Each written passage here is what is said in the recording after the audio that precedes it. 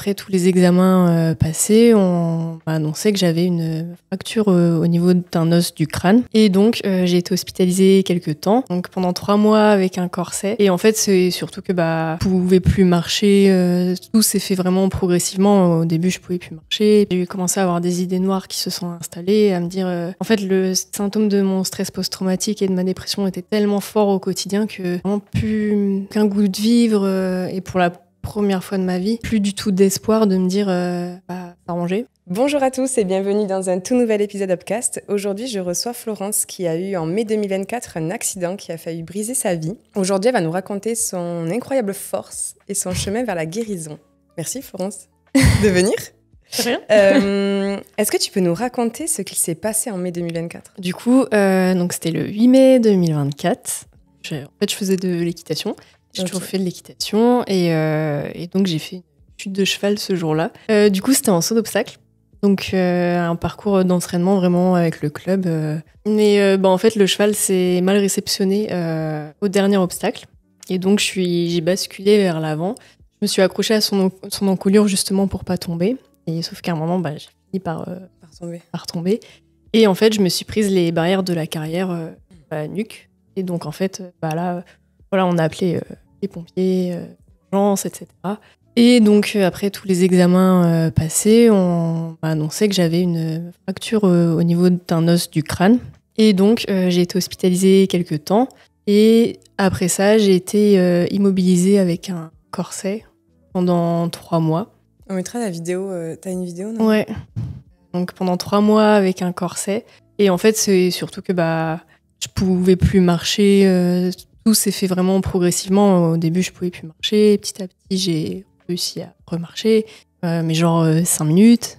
Enfin, voilà, c'est combien de temps là comment ça a duré le temps de te rétablir ? Vraiment, physiquement, ouais, vraiment 3 mois. Les 3 mois de convalescence qu'ils m'avaient dit à l'hôpital. Et après, il y a quand même eu un bon mois de rééducation. En tout, on va dire 4 bons mois, quoi. Ça aurait pu être fatal, quoi, dans la nuque comme ça. Ouais, en fait, c'est ce que les médecins me disaient, c'est que j'ai eu énormément de chance parce que, en gros, donc je passais des scanners tous les fois par mois à peu près pour voir un peu l'évolution, comment l'os se reconsolidait. Et le médecin m'avait dit c'est possible que vous ne puissiez plus tourner la tête en fonction de. En gros, s'il y avait eu un déplacement de mon os, j'aurais pu ne plus réussir à tourner la tête. Donc, conduire, tu peux plus faire plein de trucs, quoi, ouais.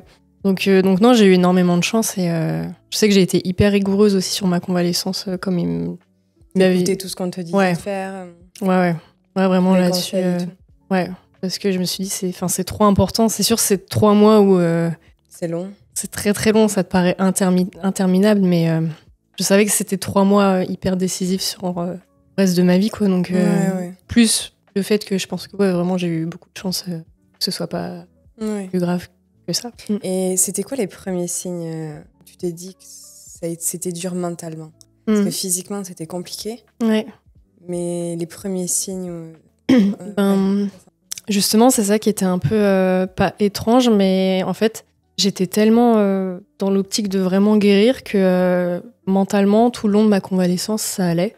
Enfin, c'était dur, hein. Il y a des jours où... Oui, où tu pleurais, où tu trouvais compliqué c'est et ça. tout, mais... T'as pas le moral, tu te dis... Surtout que c'était en plein été, t'es là, mon été sera pas le meilleur de ma life. Ouais, mais c'est pas grave, l'été prochain, voilà. Ça va mieux.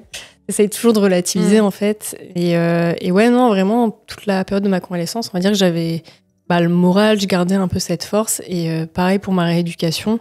Et c'est vraiment, en fait, quand tout a été fini, quand les médecins m'ont dit, vous êtes totalement guéri, vous pouvez reprendre votre vie normale, que là, j'ai eu le contre-coup à ce moment-là. C'est quoi, c'est un choc post-traumatique ? Ouais. Ok. Ouais, par la suite, du coup, on m'a diagnostiqué un stress post-traumatique. Donc ça, en fait, au début, je ne le savais pas. Enfin, en gros, j'ai commencé à avoir des symptômes vraiment étranges. Alors, je faisais des cauchemars toutes les nuits, des crises d'angoisse plusieurs par jour. Vraiment, c'était un enfer. Je ne pouvais plus sortir toute seule de chez moi. Je me sentais en danger constamment. Un peu comme quand... Tu regardes un film d'horreur et t'as un pic d'adrénaline, tu vois. C'était ça, mais en permanence, quoi. Donc, vraiment, c'était là où j'ai commencé à... En fait, moi, je me suis littéralement dit que je devenais folle, tu vois. Je me suis dit, c'est pas possible, c'est un truc, je deviens tarée, quoi. Et donc, j'ai... C'est quoi, des crises d'angoisse? Crises d'angoisse, les crises d'angoisse.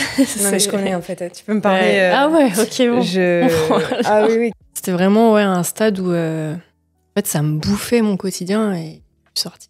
Et donc, j'ai commencé... je suis d'abord allée voir mon médecin traitant. Ton médecin traitant, qui m'a redirigée vers le CMP de ma ville, donc centre médico-psychologique, où là, j'ai pu voir un psychiatre et qui m'a ensuite diagnostiqué un stress post-traumatique et du coup, un épisode dépressif sévère. La dépression qui se rajoute. Voilà, la dépression s'est rajoutée par-dessus. Sinon, c'est pas drôle. Mais non, sinon, ce n'est jamais suffisant.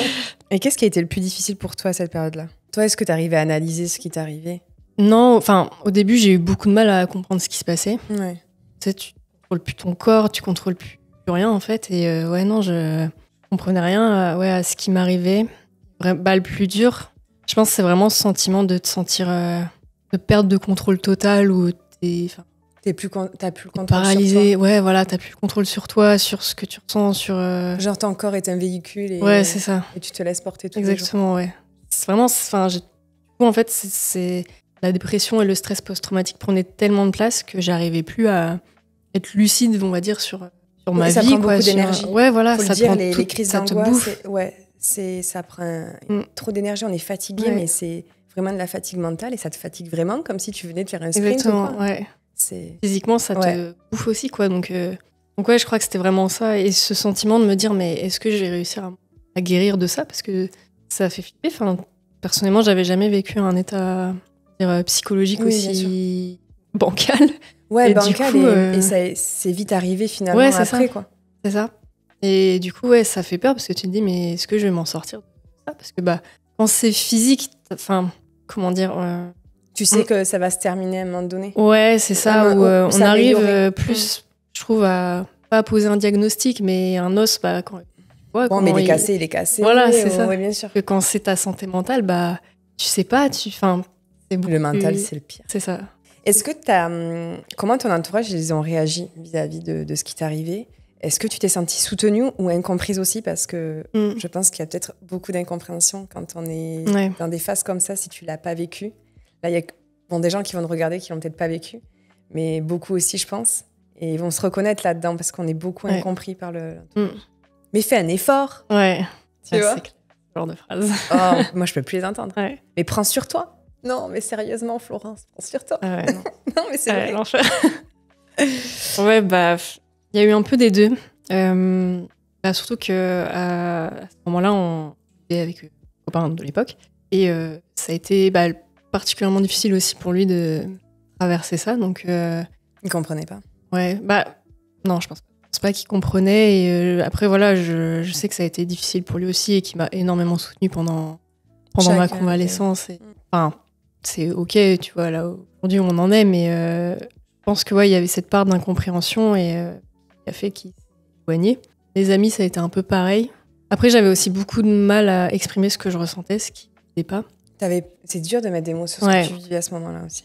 J'avais un peu honte, je pense, de dire diagnostiquer dépression, un stress, pas des choses qui sont... on passe pour fou un peu. Ouais, voilà, c'est chiant. Je vois ce que tu veux dire.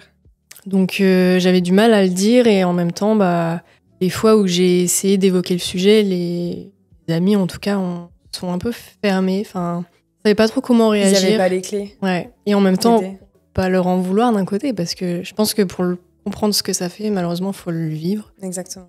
Et puis même si on l'a vécu, on a tous des expériences différentes. Ouais, en plus.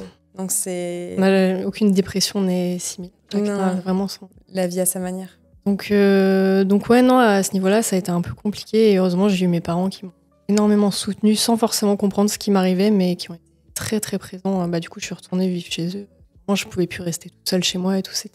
J'arrivais plus à conduire, j'étais vraiment paralysée. Mon père, il faisait les allers-retours à chaque fois. Enfin, j'ai vraiment eu de la chance que mes parents soient vraiment présents pendant cette période. Puis oui, les parents, ils se sentent impuissants face à des situations comme ça. Ouais.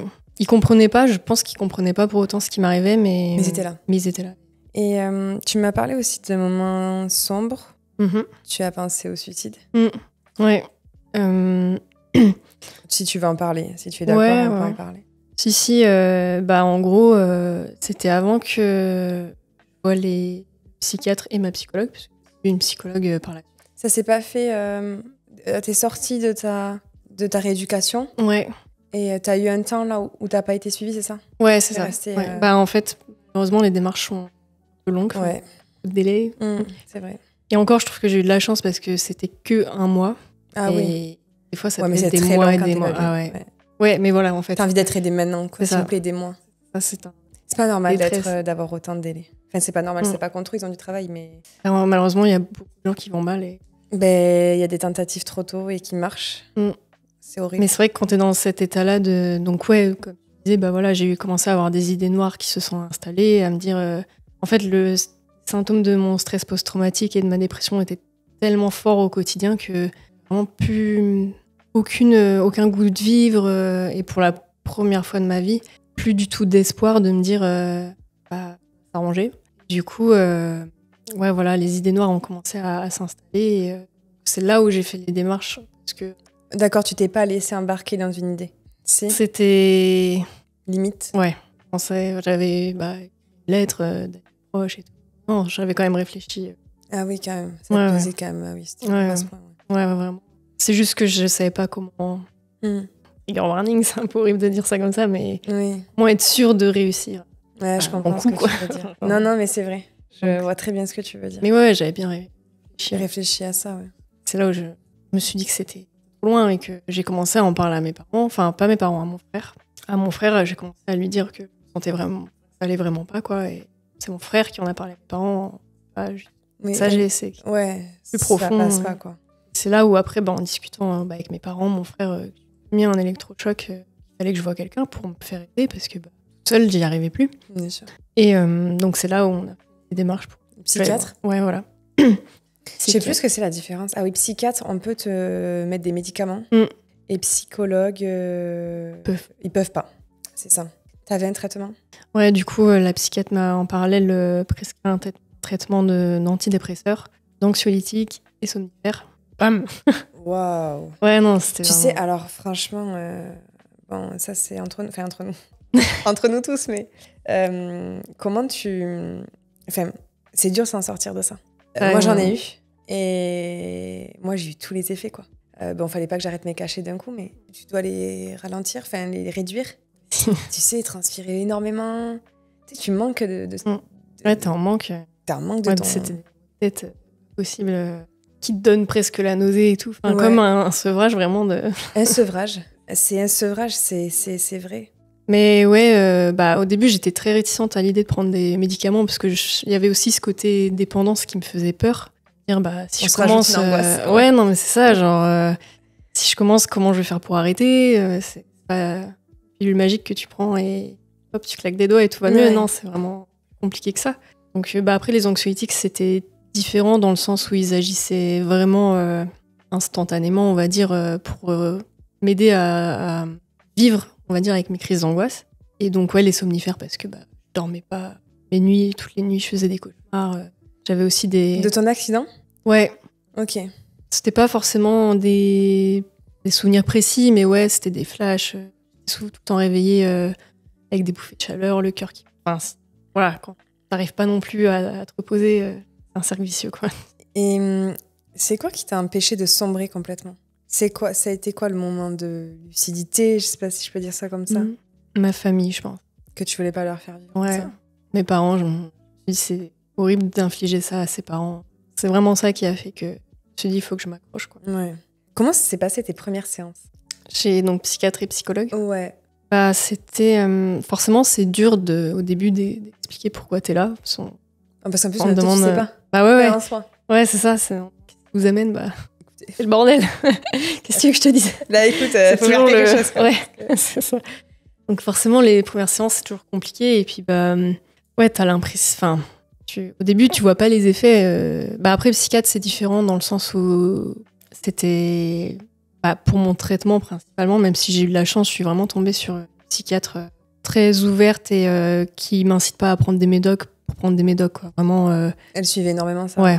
Même elle me disait, là, je vois que ça va mieux, on va réduire le traitement. Elle était... Ralentir un peu. Ouais. Donc, j'ai eu de la chance par rapport à ça.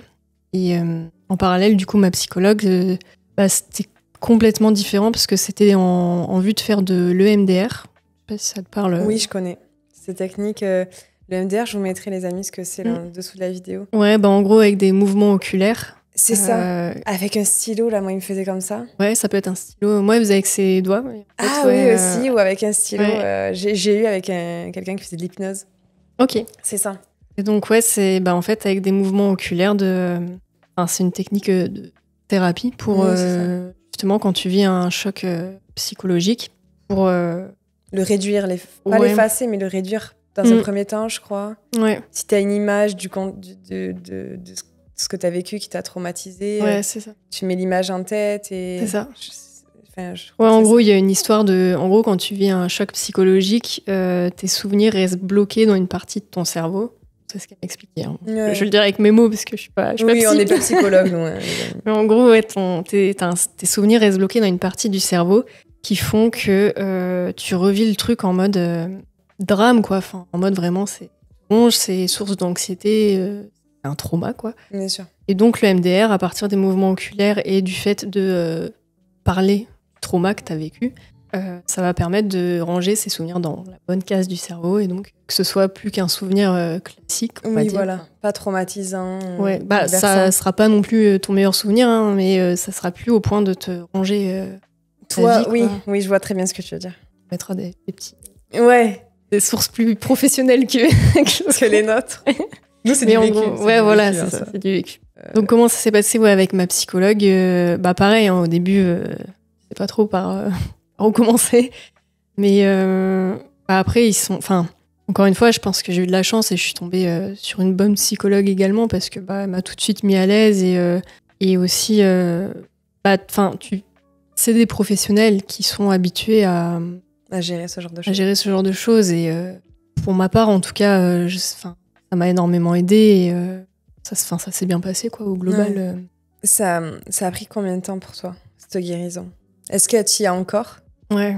Est-ce que c'est pas du 100%? Non. Le travail du psychologue? Non, et justement, c'est marrant parce que j'en parlais avec ma psy la semaine dernière de comment est-ce qu'on sait qu'on est vraiment guéri à 100%. Pour une dépression, en général, il se base sur des résultats dans le sens où à partir de, je crois que c'est 6 mois où t'as pas eu de symptômes de dépression, c'est que t'es potentiellement remis. Après, en fonction de ce qui se passe dans ta vie ou quoi, rechute. C'est humain complètement. Arrivé. Mais après, moi-même, en fait, à l'heure actuelle, pour ce qui est... je sais que j'ai plus les symptômes de mon stress post-traumatique aujourd'hui, partie grâce au travail que j'ai fait avec ma psychologue, parce que en plus de l'EMDR et des séances de psy, elle m'a permis d'ouvrir les yeux sur moi, me comprendre, mieux comprendre mes émotions, mieux comprendre mon corps, mon anxiété, travailler sur ça en fait au quotidien. Ok, ouais. Donc, t'avais des objectifs, tu te fixais des objectifs? Ouais, justement, faire la transition là-dessus. Justement, un des trucs les plus importants, c'était de me fixer des objectifs au quotidien. Donc, les premiers jours, tu vois, c'était aujourd'hui, je sors 5 minutes dehors. C'était vraiment des trucs qui sont lambda pour la plupart des gens, mais qui pour moi étaient un véritable effort. Et petit à petit, ça augmentait. Après, c'était d'aller dans un magasin. Après, c'était... Ça, c'est dur encore des fois. Ouais. Trop longtemps, moi, j'ai du mal. Ouais, moi aussi, ça fait encore partie des choses sur lesquelles je travaille. Tu vois, si je suis dans un magasin et qu'il y a énormément de monde, je sais que pas bien, tu vois. On va éviter, en fait. Ouais, voilà. On va aller à l'autre. Un samedi après, tu vois, j'y vais pas. J'y vais Je comprends tellement, ouais. Jeudi matin, non, je travaille. C'est ça. À l'époque, c'était ça, tu vois. Moyen de monde mieux, c'est où j'y vais toujours entre midi pour éviter le monde et tout, ouais. Mais ouais, du coup, c'était des objectifs comme ça. Après, c'était de reprendre la conduite. Ça a été super compliqué. T'as repris le cheval? Ah non. Ouais, non, ça... T'es jamais remontée? Je suis jamais remontée. Je sais que c'est une des choses qu'il faut que je fasse pour vraiment tourner la page. Comme on dit, remettre le pied à l'étrier. Comme quoi, l'expression... Non, mais elle est vraiment vraie. Quand tu tombes à cheval, il faut remonter de suite. Ouais. C'est ce qu'on dit. C'est ce qu'on dit. Je l'ai toujours fait. Je l'ai toujours fait parce que c'était pas ma première chute. Mais celle-là, je pouvais pas. J'ai essayé en plus. J'ai essayé de me relever. Je me souviens, j'étais allongée sur le sol. J'y arrivais pas. Mon corps, il voulait pas, quoi. Donc, Mais là, tu pouvais pas. C'est pas question de pas vouloir psychologiquement. C'est que tu pouvais pas physiquement. C'est ça. Donc, mais ouais, je sais que il faut que je remonte un jour pour dire, c'est aussi pour tourner la page, de dire, de pas rester sur cette image de ma chute. Mais après, j'ai une passionnée en plus. Ouais, j'en fais depuis que je suis petite. l'école primaire. Donc, Ouais. donc ouais, c'est un sport de passion. Et oui, voilà, que j'ai fait aussi. Enfin, j'ai quand même fait la démarche de retourner dans un centre équestre, voir des chevaux. Enfin, je pense que ça fait aussi partie du travail, mine de rien, sans forcément dire que je suis remontée à cheval, mais déjà de faire ce pas-là petit à petit, quoi. Et ouais, non, pour l'instant. C'est la prochaine étape. Ouais, l'étape ultime, je pense. Ouais, c'est ça. Mais tu vas y arriver. Qu'est-ce qui t'a aidé le plus à retrouver une certaine stabilité? Moi, je pense à quelque chose. Mais... peut-être pas de suite, mais on en parlera après, je pense. Bah, t'as TikTok, les coloriages? Ouais, les coloriages. T'es dingue. Ouais. Tu as fait des coloriages de ouf sur TikTok. Je vais mettre son TikTok en description, les amis. Non, mais c'est vrai, il y a ça aussi. Ouais, c'est vrai. En fait, je me suis mise à faire ce compte TikTok pendant ma convalescence, parce que le temps est très long quand t'es chez toi, tu peux rien faire. Donc j'ai commencé. Ouais, j'ai commencé TikTok l'année dernière, peut-être pas en mai, mais en juin 2024. Avant la dépression, enfin avant que tu comprennes que t'étais en dépression. Ok. Ouais, et même je faisais des lives régulièrement cette période, justement pour parler avec des gens, pour. T'as fait des rencontres des gens qui ont vécu des choses similaires? Ouais. Rencontre, c'est peut-être un. Tu discutais avec eux, quoi. Ouais, voilà. Ouais, des gens qui ont, pareil, partagé leur vécu, discuté en message privé. Pas forcément liés à des chutes de cheval. Typiquement, c'était plus des accidents de voiture, des choses comme ça, qui, pareil, ont été immobilisés. Qui ont eu un choc, stress post-traumatique. C'est ça. Ouais. Et est-ce que ça t'a aidé, ça aussi? Ouais, parce que tu te sens moins seul, quelque part. Ça n'arrive pas. C'est triste, mais moi, ça arrive. Mais, et puis ça aide à pas se soutenir, mais à partager ton vécu avec quelqu'un d'autre. Avec quelqu'un qui a la même chose et qui te comprend dans ce que tu vis. C'est ça. Tu te sens pas incomprise. C'est ça. Aujourd'hui, toi, comment tu te sens? Aujourd'hui, ça va mieux.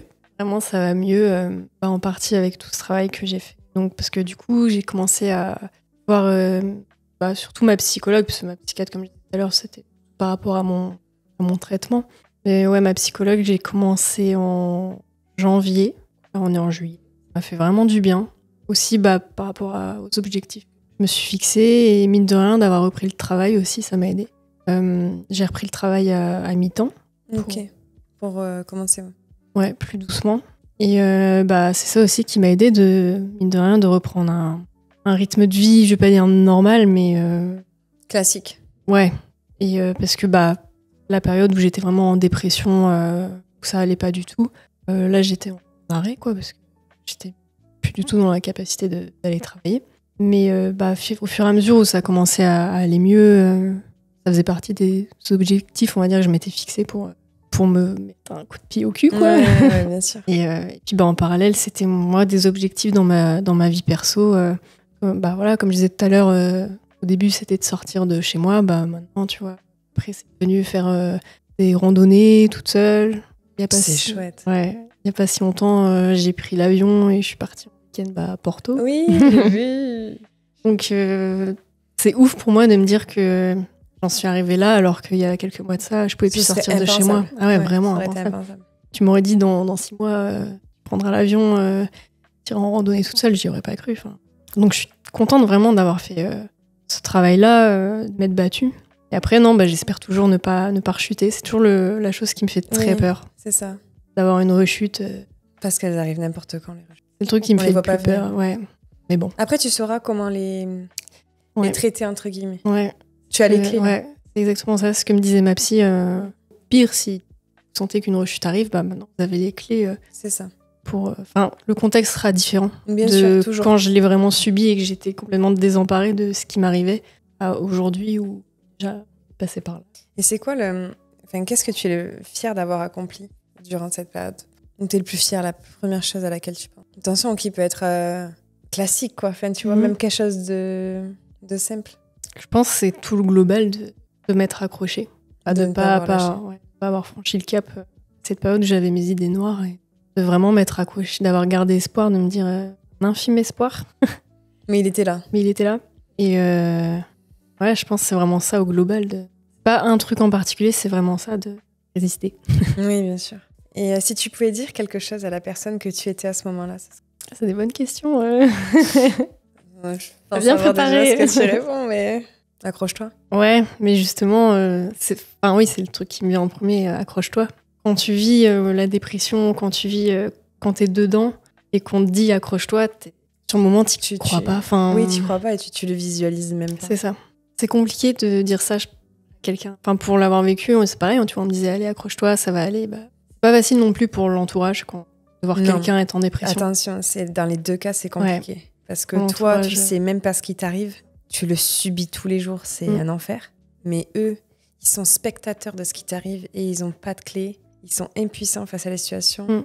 Donc les gens qui peuvent être en colère, c'est de la colère aussi des fois parce que tu sais pas gérer la situation, ou pleurer aussi, enfin peu importe la façon dont l'entourage réagit, c'est pas de leur faute. Ouais, c'est très dur à gérer.